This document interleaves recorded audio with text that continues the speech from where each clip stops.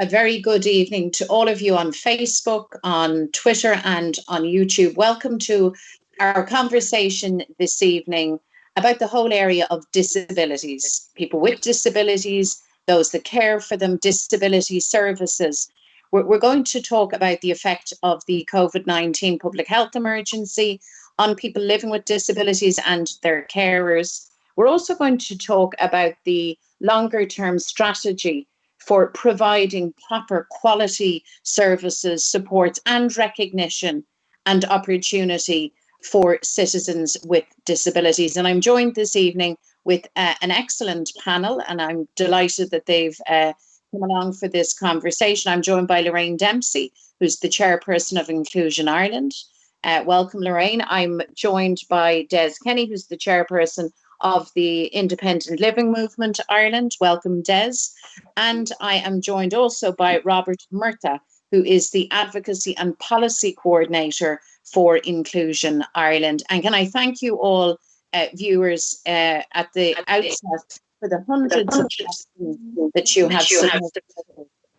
We're not going to get through all of them, but we're certainly going to do our very best. And we are lucky to have so much expertise and knowledge on our panel this evening. So we'll get started. The first question comes in from James Cawley. Good evening, James. And he's asking about the personal assistance services. And Des, I might come to you on this one. James says these services are vital for people to live an independent life of choice. He says that this shouldn't be mixed up with care, with home health.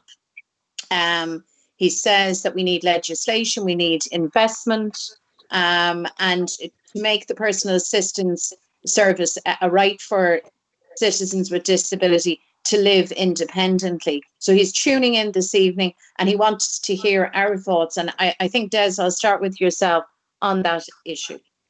He's nearly answered his own question in a very fulsome fashion, Mary Lou. The carers and home health powers are important, and there are thousands of people out there who need to be looked after and in care and in those home health powers. But what James is trying to point out is the differentiation for many disabled people who are adults, that their inclusion and independence depends to a large extent on the way their disability is compensated for by assistance given by a personal assistant, and that assistant is under their control. And we use control really operatively because the independence, it really relies on the assistant being able to do what the individual wants and go wherever the individual wants to go. And we have been looking for many years now, and I think in a recently before Christmas in it all, we brought a private member's motion through Thomas Pringle to try and get that service recognised as a separate provision, because unfortunately when it gets lumped with carer hours, which again I say I'm not diminishing those in any importance, but when it gets joined into all of those hours, the personal assistance hours get cut or get so tangled up in the regime of renewal and more often downsizing within the HSE that it really impacts tremendously on the extent to which people can rely on that independent service for their independence. So we were looking, and we will continue to press for that service to be separated out of health, away from HSE, into some legal statutory basis, Mary Lou. And it really is, Des, the case that that service is absolutely essential for people to live independent lives, isn't it? Not to be, in inverted commas, cared for, but to actually have their own sense of autonomy and to live fully adult lives. Exactly. And I think what I was trying to do is, and you've done it as well, to differentiate between the carer hours and the independent hours. Somewhere in the region of 1.5 million personal assistance hours are available to us at the minute. That's only a fraction of what's required by other people. And that's only 250 people can avail of those hours. There are many more people out there where those hours are available, Recently, I saw in the case of a man who's working down in Cork. He's a photographer and has a severe disability, but he needs an assistant to help him carry his cameras from place to place. So the assistant works in many ways, heavy work, but in other cases, work that is, you wouldn't think of it as something that impinges critically in small tasks to make somebody independent. I think that man in Cork is, if I'm not mistaken, I know him well. He's a photographer. Yes. And there are many other Eddies out there. So this service is essential. Thanks a million for that, Des. And that's a real challenge now for the political system to actually make the differentiation that you've set out so clearly there, Des, and then to resource it, because these things have to be resourced or else they just remain as ideas. The second question is from Joe in Donegal, but I know this is an issue of concern to many people watching in this evening, Lorraine, and it's about the summer education provision that was announced by the Minister. And the question that Joe is asking is, will it be enough to address children with special needs, setback in development because of the pandemic?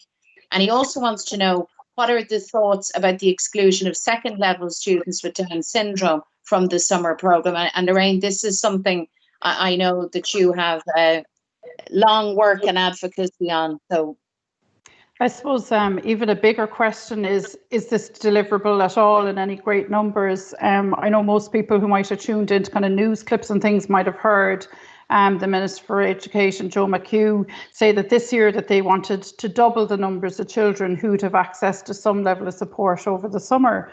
Now, that meant doubling it from 10,000 to potentially 20,000 in a system where normally there's children who go without it, even though that they'd normally be, they'd meet the criteria. So this year, kind of COVID has compounded the challenge of getting schools up and running. They don't have guidelines published yet to open their doors in 2 weeks, which I think is it's an abject disgrace.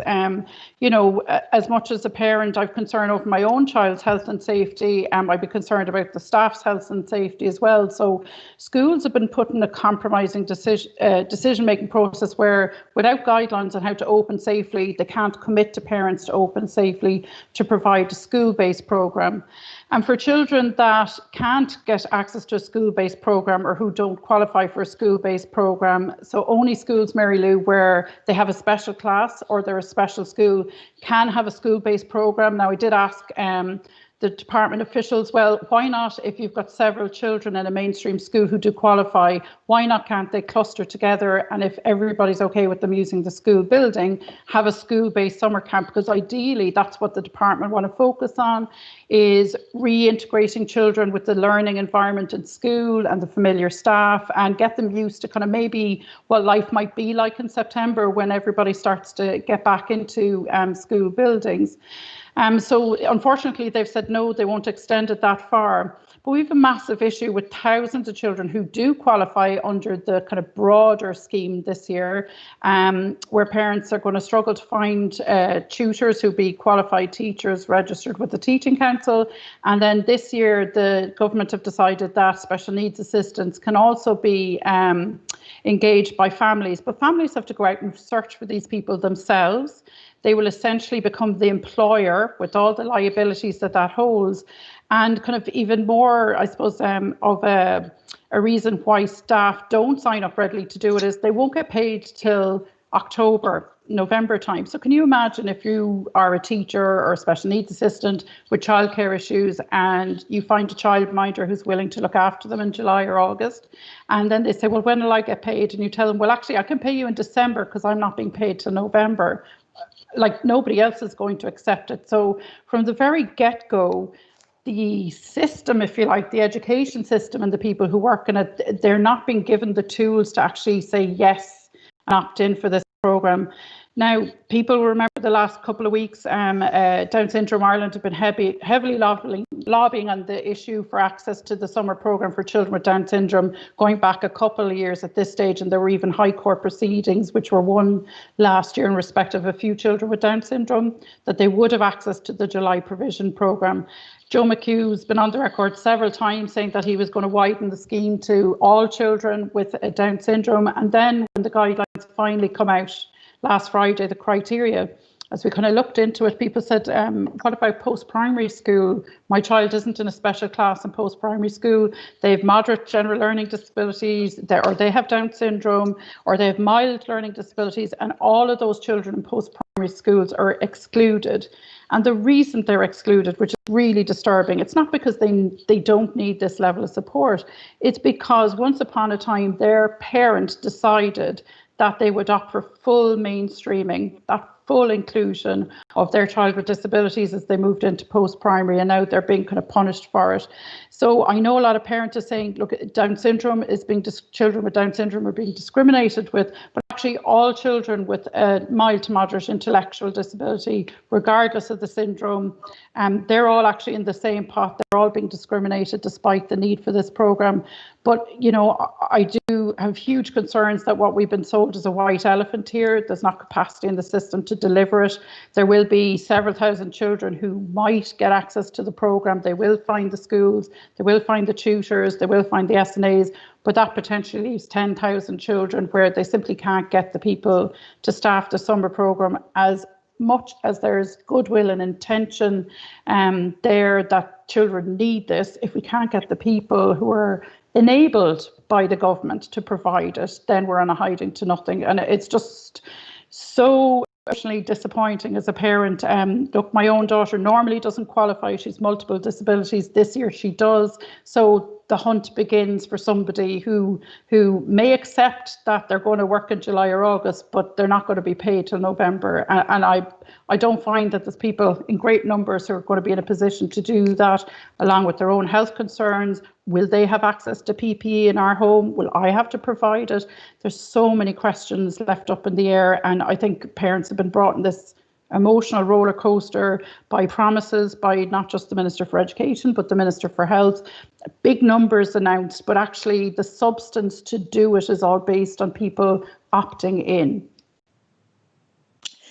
It seems to me, Lorraine, just observing how all of this has been handled or mishandled over weeks and the last number of months, that I'm struck to the extent to which it has been cumbersome, delayed, confusing. I mean, even in terms of like mainstream education, as a parent, I have found myself more confused with every announcement. And I can only imagine, therefore, the confusion when it comes to special provision. Tell me this much, and just for our audience, did the system listen to you? I know you're a very active advocate, and let's face it, there are families and parents the length and breadth of the land who are experts on all of these matters and all of the complications and the pitfalls, and who have written the book 100 times over. Were you listened to, Lorraine? Yeah, I have to say, like, from, you know, in the space of a week and having 2 meetings with the Department of Education, we were listened to in that we kind of laid out what we felt was needed to deliver the programme, that it had to be extended to this large cohort of children. And from Inclusion Ireland's perspective, because we represent all people with an intellectual disability rather than specific cohorts, that actually it should be widened to all children with an intellectual disability, regardless of school setting or school type. But yes, a lot of what we'd asked for was delivered on Friday, but the question is it actually deliverable in reality? And, you know, that's where the doubts LA, like I have to say, I was really disappointed at one of the meetings to be asked myself as a parent, did I have any idea of how many schools might opt in to participate in the kind of summer program, the school-based summer program? And I was kind of thinking, well, you know, I'm a parent, I'm a volunteer, I'm a board member of Inclusion Ireland, but I'm the person who's not paid to answer those questions. You are. And I was really surprised that the department, over the course of April, May, particularly April, because normally the scheme would be launched in April and the applications were open, that they should have started getting some expression of interest from schools that, if all things considered, everything was put in place, would they be in a position or interested to open in July? And at least then they could have started that springtime conversation with their staff. Look, a lot of schools will tell you that conversation and preparation starts back in kind of February, March time to set it up for July. But like, you know, all of that was missed. Mary Lou just felt the whole focus was on the Leaving Cert. And I just can't believe that every person working in the Department of Education is involved with Leaving Cert planning. There were substantial other areas that required kind of planning and consideration, and we should have all been brought around the table, like, you know, weeks earlier to start teasing this out. It's just really, really disappointing. And, you know, from last Friday, everybody's hopes were raised, and then over the course of the weekend and early on this week, schools were sending letters out and emails saying, sorry, we're not participating, whether it's guidelines, insurance, staff being unable to opt in, you know, kind of those hopes have been slowly dashed. And for the parents who now have to search for a tutor or an SNA to deliver it in their own home, you know, we're all going to be hunting for the same people in a dwindling pot this year, and it's just not fair on parents. Look, the scheme every year is dysfunctional, but this year, with the added complexity, it just shows up the faults that are already there. Okay, thanks for Lorraine, and just to say to people who are reviewing this, all of the issues around the potential barriers to this scheme were raised. I mean, the Dáil isn't meeting much because of the circumstances that we're in, but these matters have been raised in the Dáil with the Minister, they've been raised with the Taoiseach, they'll be raised again. So certainly we wouldn't be giving up entirely that we can't make progress on these issues, but it's very, very difficult for families and for children and adults, young adults and older adults as well. And this brings us on to another piece, and I'm going to ask you, Robert, maybe to just comment on this. It's from Joanne Byrne, and she raises the issue of the lack of long-term vision, the lack of a long-term strategy in terms of service provision and disability rights. And it just occurs to me, Robert, you see, when Lorraine sets out the confusion and the fact that every year the July provision is, as you said, dysfunctional and difficult and so on. I mean, that's just possibly one of the symptoms of a lack of vision, planning, resourcing. Yeah, absolutely. And I think, you know, one of the key things that ties into that question is the UN Convention on the Rights of Persons with Disabilities, and how we implement it and have it ingrained across all government departments, you know, whether that's health, whether that's employment, Department of Employment, or education or transport, and other issues such as decision making. So, you know, this is a convention that was, you know, ratified in 2018 after over 10 years after we signed it as a country. And at the moment, you know, we're currently in our first reporting cycle stage where the state has to report on what it's implemented so far since ratification. And, you know, parallel to that will be an opportunity, I think, for people with disabilities across the country to have their say in that, because there will be a shadow reporting process over the coming months, and hopefully consultations with people across the country on how they can take part in that. And I think crucially to the convention, and I think what was missing from ratification in 2018 was that optional protocol where people with disabilities weren't given that opportunity to have their complaints against the state for any violations of their rights. So without that optional protocol being ratified, organisations and individuals at the moment can't make a complaint against their state, which would then be followed up by the CRPD committee. So until that's ratified, I think people are kind of missing their voice in in holding the state to account in relation to this kind of lack of long-term planning and other issues as well. So that's a real concern that's been raised over and over again. So I think, you know, as well as that, we have, you know, before you move on that, Robert, just to, because I know lots of people, you know, as part of this conversation, be very familiar with the optional protocol and so on. But just, can you just spell out again for people the importance and what it would entail for an individual with a disability and for those caring for them? And also, it's right to say that it's been raised time and again. Actually, repeatedly, promises have been made to ratify this protocol. Isn't that right? Yeah. And we're still waiting. Yeah. I think there is a commitment again in the would-be programme for government? So there is a commitment in the programme for government, and it's the same line that's kind of been repeated over the last couple of years, that the state will ratify it right after the first reporting cycle. So that first reporting cycle of the state to the UNCRPD is in the next few months, so sometime after that. But again, there's no detail on when that could be. That could be another year from now. So I think, like, the importance of the optional protocol can't be, I suppose, overstated, in that it gives people with disabilities a voice in holding the state to account. And I think that's really been lacking across the board in relation to all government departments. So, you know, there's other avenues and other structures that could be put in place to have people participating in decisions that affect them. Like, I know in 2018 as well, there was a plan for effective participation that was published by the HSE.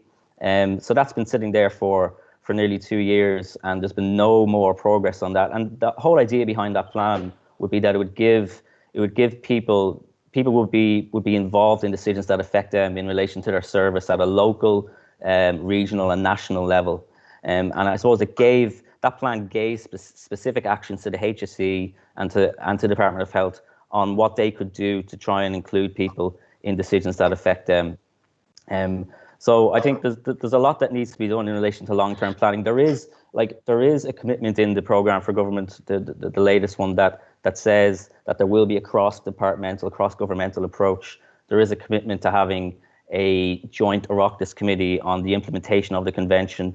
There's to be welcomed, but we need more detail on that. Like, we need more detail on how there will be cross-governmental and cross-departmental coordination on the UNCRPD. Yeah, and there's been a tradition, well, a recent one, but a welcome one, of a cross-party Oireachtas committee on disabilities, which I think has been my own colleague Queen O'Quailon chaired that and has been extremely active on that. Just moving on, have we lost Des, or are you still with us, Des? I'm still there, but the video link is gone, is it? I can't see you, but I can hear you, which is important, Des. So anyway, I'm going to move our conversation because we have an interesting question in here from Sean McLaughlin, and he's raising the issue of decongregation, and he's raising the whole lack of progress in it, the absence of wraparound supports needed for young people moving out of institutional settings and into their own homes. And I know, Lorraine, I might come to you first on this, and then yourself, Des. This really is at the heart, isn't it, of that strategic piece and that long-term plan. What's the vision for Irish society in terms of our citizens with disabilities, you know, and their place amongst us and our all of our relationships with each other? Oh, yeah.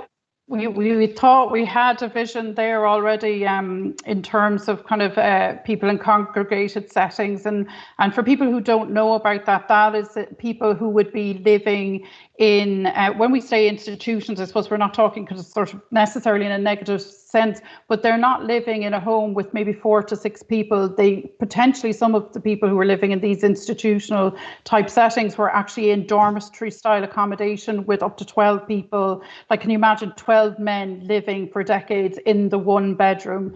I suppose because of coronavirus, everybody's been focusing on nursing homes and the spread of COVID through nursing homes. What didn't get kind of much of a mention was the other type of long stay institutional settings, which are places where people with disabilities live. Now, way back in 2011, this wonderful document, A Time to Move On from Congregated Settings, was published. They had a 7-year time frame. The 3,500 people identified as living in institutional rather than home-like settings, were all to be moved out in a 7-year time frame. I suppose between new people moving in over the last kind of decade or so, and people who unfortunately have passed away, the current numbers stand around 2,900 people.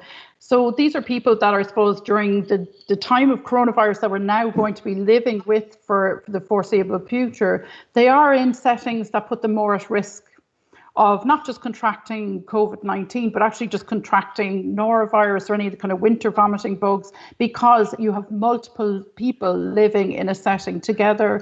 They don't necessarily have their own single rooms. Like I said, they could be sharing with, multiple people. So look, time to move on for congregated settings was basically the government's own plan to move people to live within the community, and to move the staff that supported them with them. So it wasn't about just kind of moving the person with a disability, and predominantly an intellectual disability, into the community. It was really that, look, they your neighbour, they would be my neighbour, and they'd be supported to get more involved within the community, but they wouldn't be isolated any further than they already were. Look, it's a failure of kind of successive governments not to bring this in. It features yet again in this draft programme for government. And I suppose the irony is the word in the programme for government is to continue with this successful decongregation programme. If anything, this has been an abject failure, the numbers of people. Now, we've had the housing crisis. We know that's played some part in it. But really, we have a system where we do kind of spend most of the disability budget on more kind of, large institutional service providers. And we need to start directing it into more kind of smaller community-based service provision, and give people kind of the choice in who they want to live with, where they want to live, and insofar as possible, facilitate that. But the questioner had a good point around the community supports. Not everything can be delivered by the government. And for some of us, we have to start recognising that we, the community, also play a part in providing a place where everybody can live in an inclusive way. So I think we all actually have personal responsibilities to see, how do we view people with disabilities?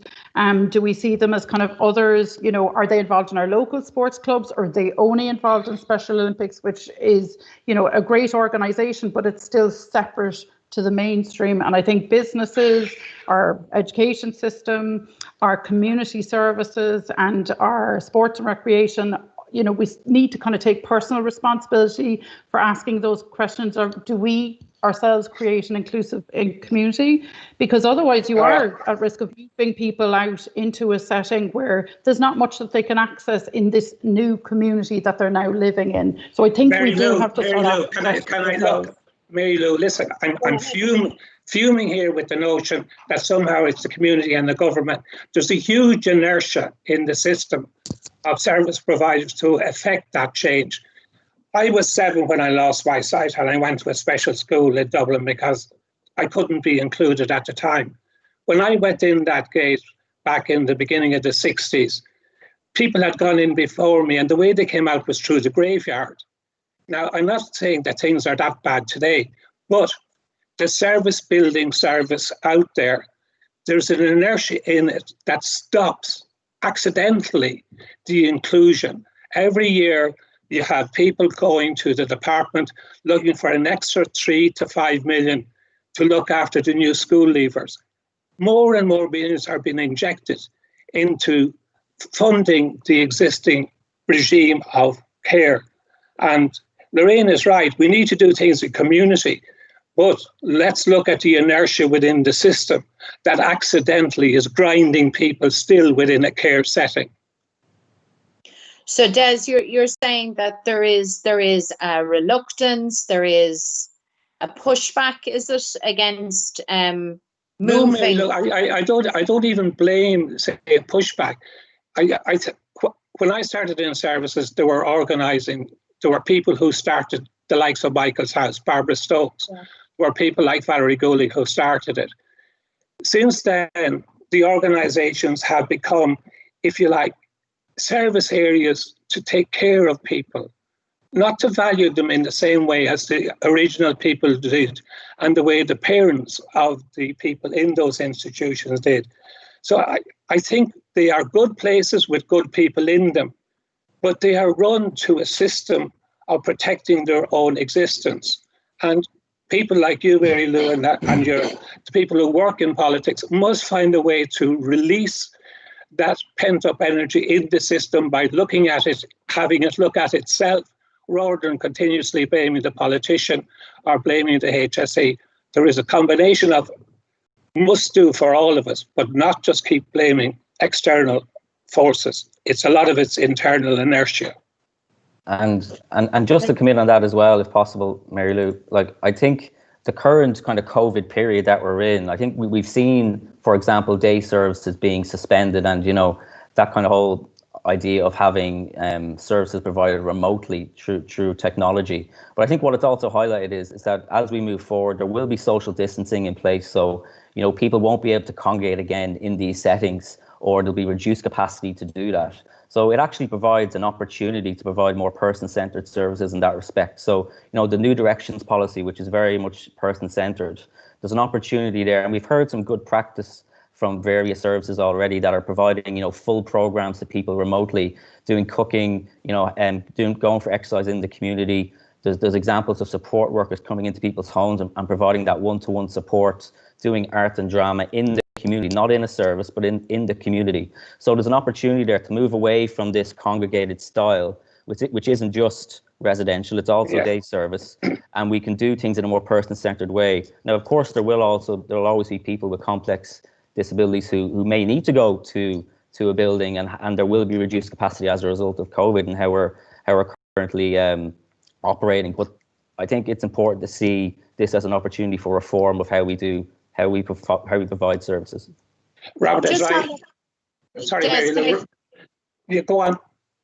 Just to make this point, because I know from talking to people, across the community, sometimes the concern is when you talk about decongregating or not having these, collective settings, people worry about sometimes even family members and their ability to cope, and the necessity for social interaction and that level of support. So I suppose I'm very taken with what Des is saying there as well, around the need for all of us, like every single one of us, to kind of go on a bit of a journey of understanding around how society works and how we integrate fully our citizens with disabilities, but also recognizing the need for the wraparound services and the community supports, and in some instances, as you're saying, Robert, the need for very specialised one-to-one often and sometimes quite intensive care. That's all in the mix, isn't it, Des? Oh, it is, Mary Lou. I think, what you need is the caring community. But what I would be wary of in the start of all of that, and not to frighten the families too much, is that the care is going to be thrust on families without the support that they need. I think if families look to the extent to which a personalised service can wrap itself around each of the individuals, because while I was talking in the beginning about people who, like the photographer, there's no reason why a personal assistance service with individualised payments couldn't extend to people with intellectual disability. At the minute, it is running at the level of people with complex physical disabilities, but there's no reason why it can't extend in a way to people who have intellectual disabilities.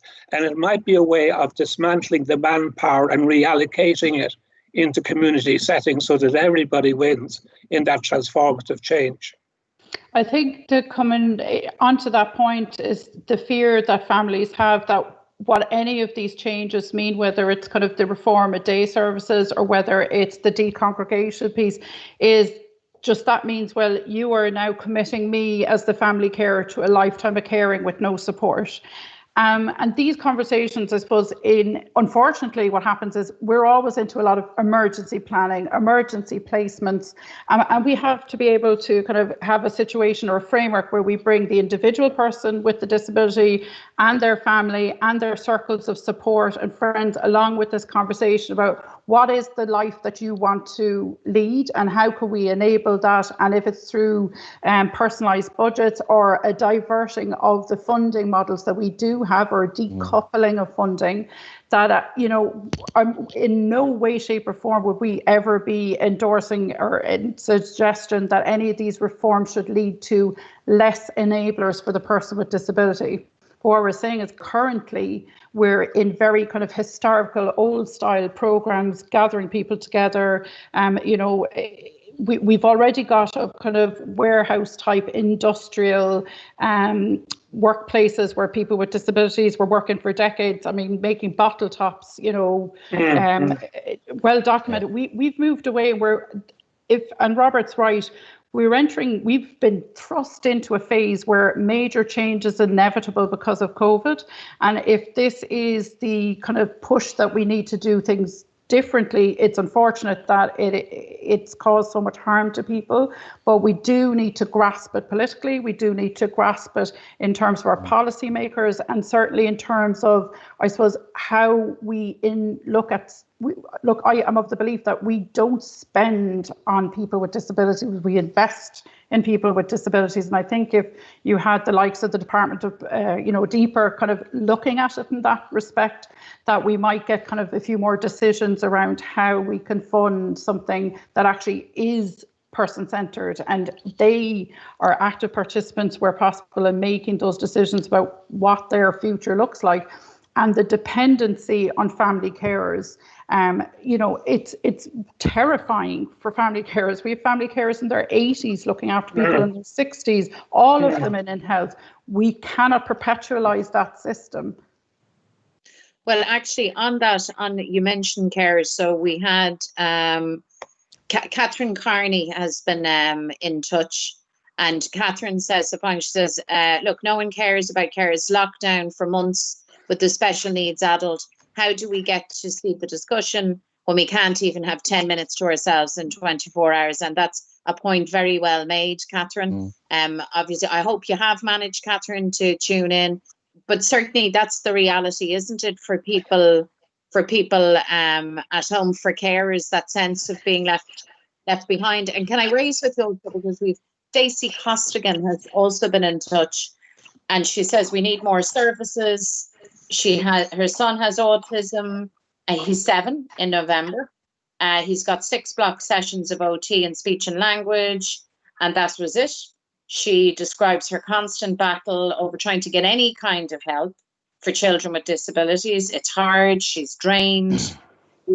They just don't care, and we're left behind and left to last. Isn't that the sense, Robert, for people, in care, and then parents and families, I think it even ties into what you're saying there. I think there's a real kind of lack of trust, I suppose, from people towards the system, if you want to put it that way. So, when people go looking for supports, they're almost punished in some cases. So, I think housing is actually a really good example as well, because what we see is that there's no clear pathway for people to apply for any type of support services by contacting the HSE. There's no application form in that sense. There's no entitlement to it in that sense. You can't, like, what usually happens is you'll find people have to, email their local disability manager or do a lot of lobbying or get different stakeholders involved to try and get that support services. So it's a really disjointed system.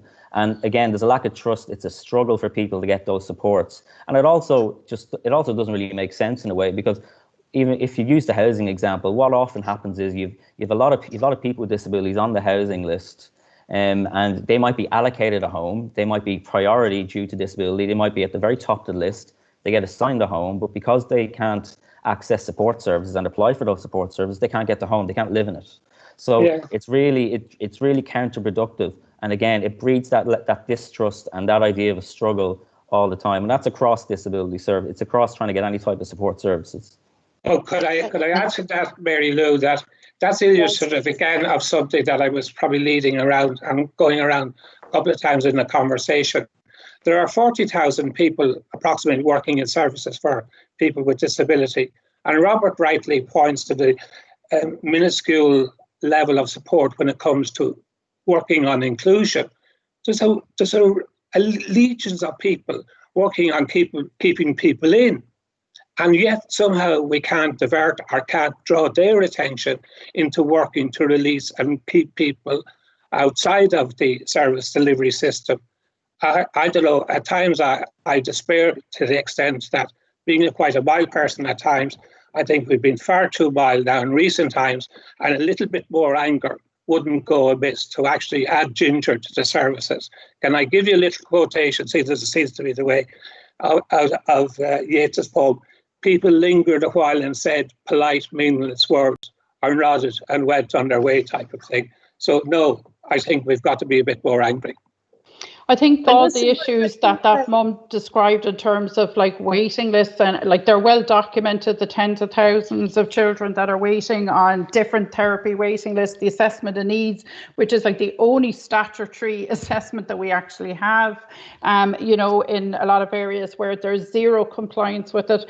But look, we have an issue with kind of the manpower, like, you know, again, government's own commissioned research has shown that we're, you know, hundreds of therapists short within the system for delivering early intervention and school-aged intervention to children with disabilities. But as well as that, it's how we deliver it. So, you know, what the mum described is I got a block of 6 speech and language therapy sessions and that's it. Well, is that a benefit to the child?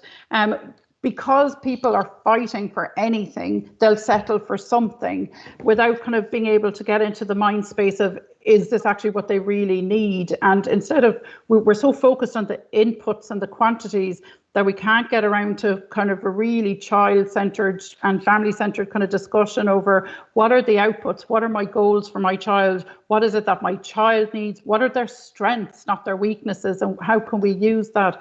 And I think, look, Mary Lou, like so many policies, I'm always drawing people's attention to a painting done by the wife of Fergus Finlay, Frida Finlay. Everybody knows Fergus Finlay, ex-CEO Bernardus, but not many people know his wife Frida, who's a former chair of Inclusion Ireland, and she was standing down the year that I joined the board, and in our own boardroom there's a painting by her called Gathering Dust, and it's 3 bookshelves. I tweet it out periodically, and on those bookshelves, if you look really closely, people who are in this whole disability world will recognise on the spines of the books all of these policy documents and papers and you know, pieces of reforms and reviews going back 50 years, and it's just called Gathering Dust. And, you know, in terms of all of the policies that, again, they're in the new draft programme for government, again, because they've been in previous draft programme for government, most of these policies relating to transforming disability services are 10 years old, Mary Lou. Can I say, like, 2 weeks ago was the 10th anniversary of, you know, hosting kind of information sessions for parents on a particular piece around children's disability services. Sorry, it was the 8th anniversary.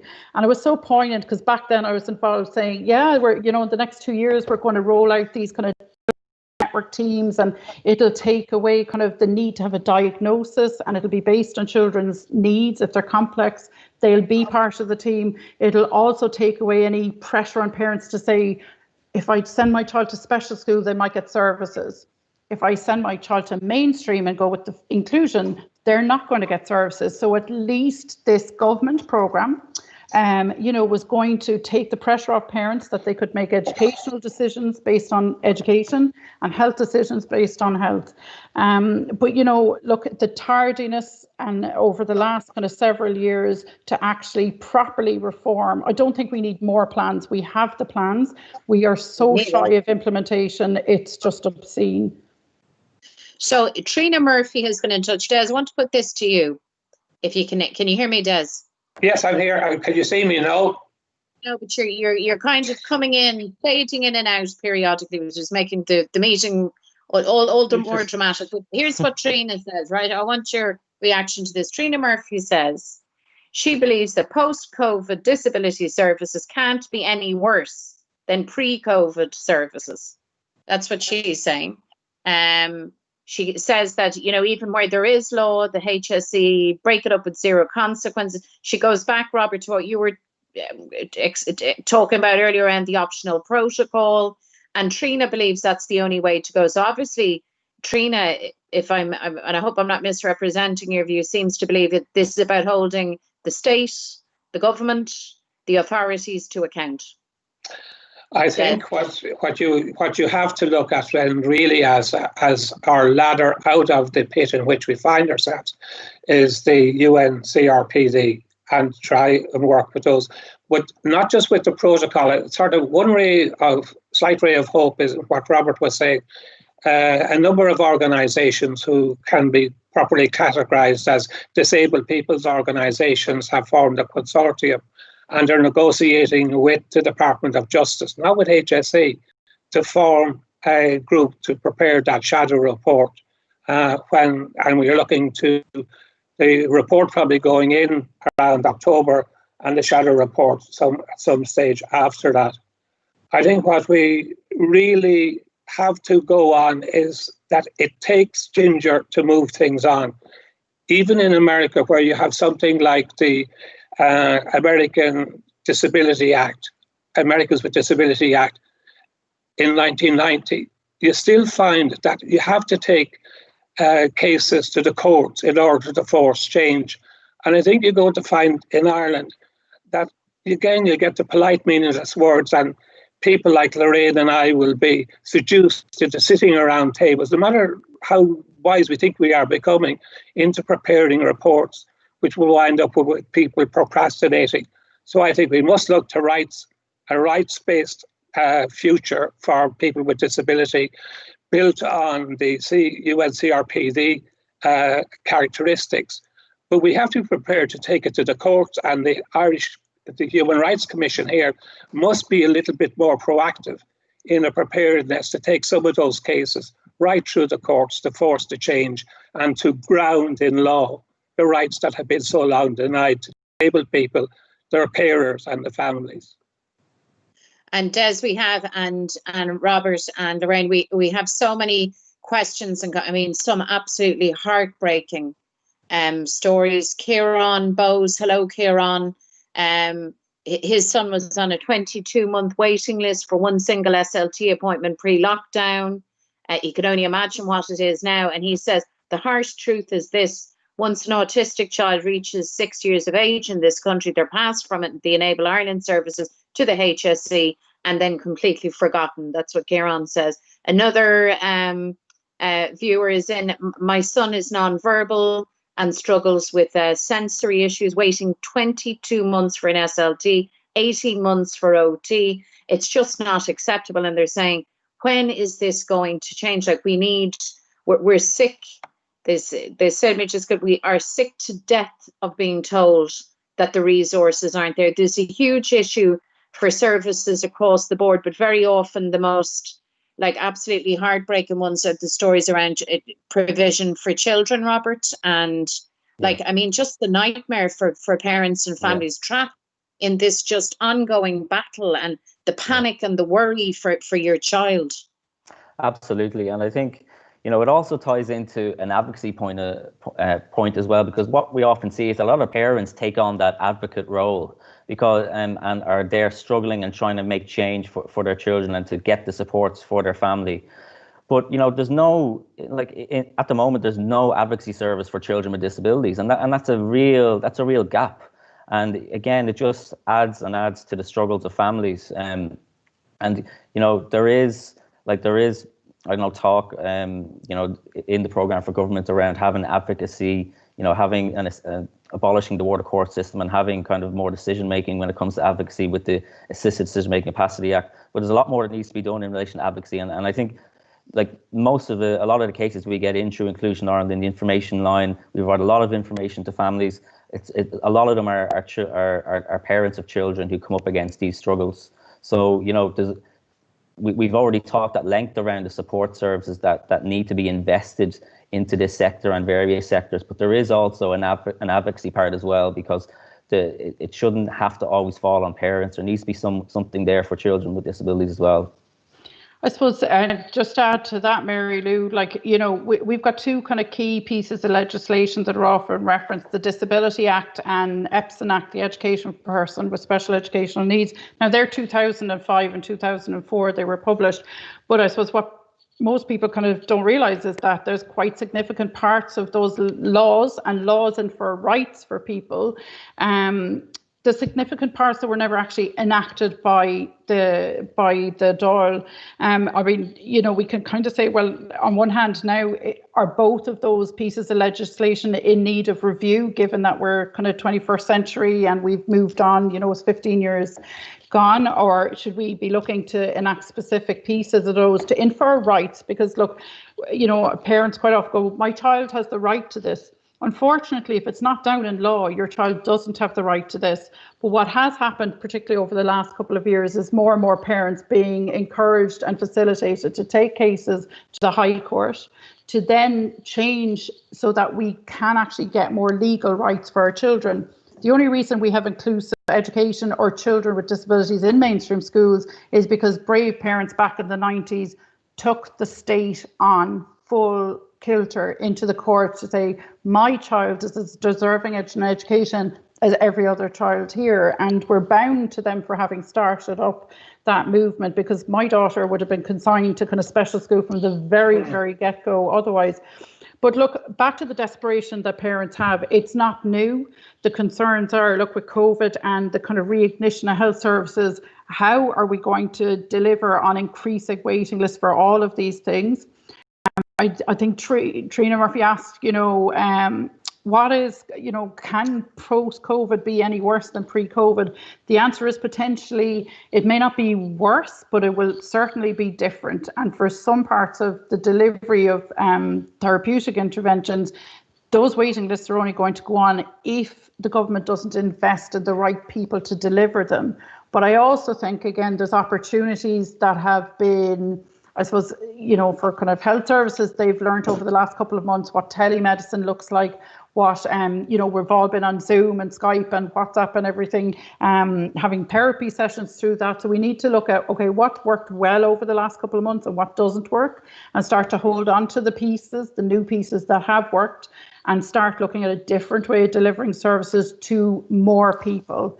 But look, unfortunately, I mean, a lot of us kind of look at sláinte care as being, you know, it is the way forward in health. But in relation to disability services, again, there is nothing new in sláinte care. It is just lifting what we know into this kind of new vision. And I don't have confidence that it's going to change anything in the delivery of services significantly for people with disabilities. I don't have confidence that for Des and the way that he's described this major shift that we need, I can't see anything really substantially driving that unless the people get behind it and ask for something different and, more importantly, better.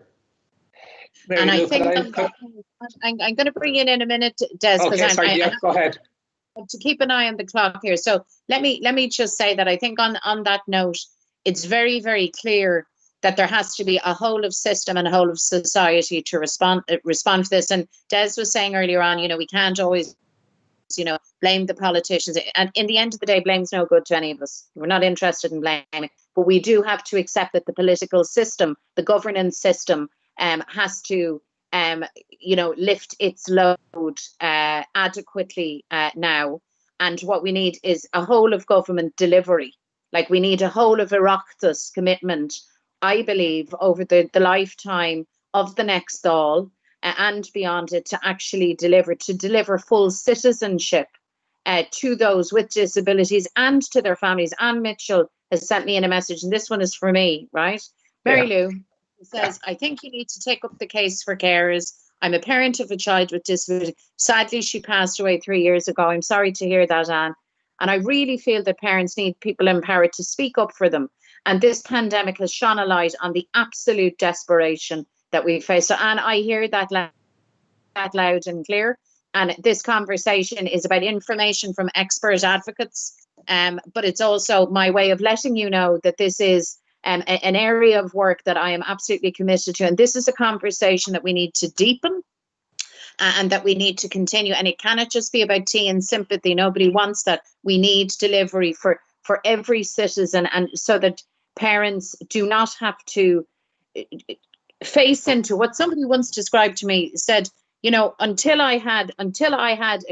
the mother of a child with disabilities from the moment that happened in my life, I have battled every day since. There's a woman of my age telling me her experiences. That is shocking. And like, we have to say as a society that we're not going to put up with it. Now, in the last couple of minutes available to us, I'm going to go to each of you in turn, and I'll start with you, Des, just to let people know out there, Des, from your perspective, if people are looking for more information or for assistance or support, where would you send them, Des, or where would you advise them to go?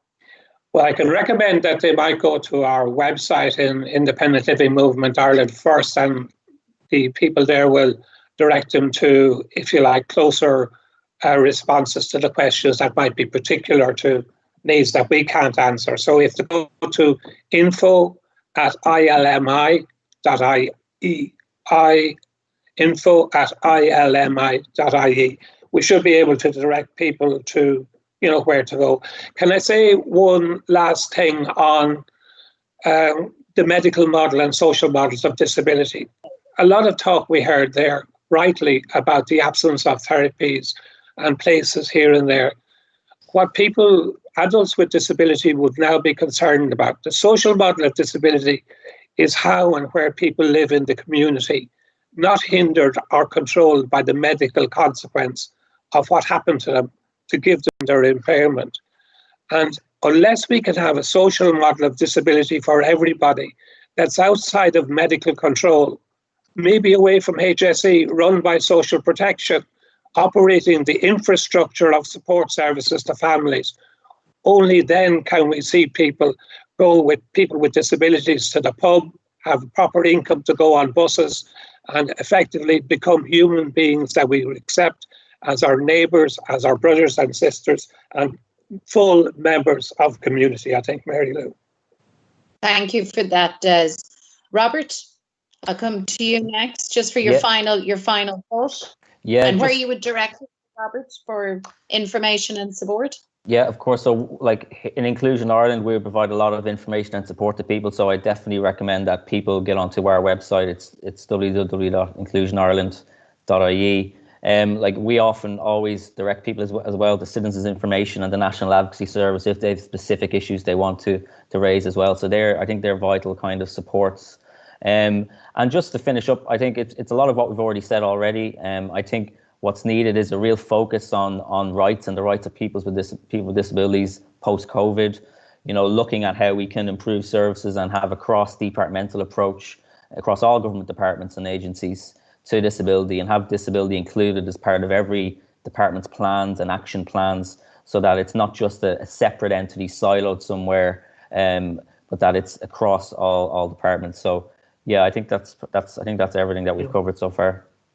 Thanks so much for that, Robert. And Lorraine, the last word to yourself. Yeah, I think it's been really evident by the questions that have come in that, and alluding to what Des has said, is that when people are in the middle of a fight and a battle and huge struggles, we get sucked into the medical model. We get sucked into talking about disability only in the context of health. But actually, unless we get to a better place where, as a parent of a child with disability, as a person with disabilities, you are given the proper platform and the suite of supports to actually look at, how can I have a good life? How can my daughter have a good life? How can it be a life of quality where she's involved, where she has the opportunity to meet other peers who are non-disabled, where they'll be accepting? I can only get into that space if I am not fighting. And so many people are struggling and fighting. And, the questions I'm sure all the advocacy organisations continually get are about services, therapies, supports. And it doesn't leave much room, Mary Lou, when we're in this emotional toil, to start seeing the future differently. And what we need is to enable people to have a vision for the future that's different to what we currently have to be fighting for.